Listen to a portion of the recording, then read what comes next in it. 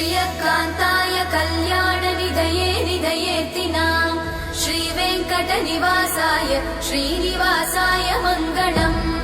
लक्ष्मी सविभ्रमालोकसुभ्रूविभ्रमचक्षुषे चक्षुषे सर्वलोकानां वेङ्कटेशाय मङ्गलम्। श्रीवेङ्कटाद्रिशृङ्गाग्रमङ्गलाभरणाङ्गये मङ्गलानां निवासाय श्रीनिवासाय मङ्गलम्।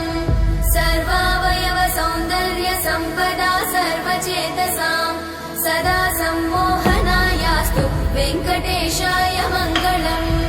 नित्याय निरवध्याय सत्यानन्दचिदात्मने सर्वान्तरात्मने श्रीमद् वेङ्कटेशाय मङ्गलम्।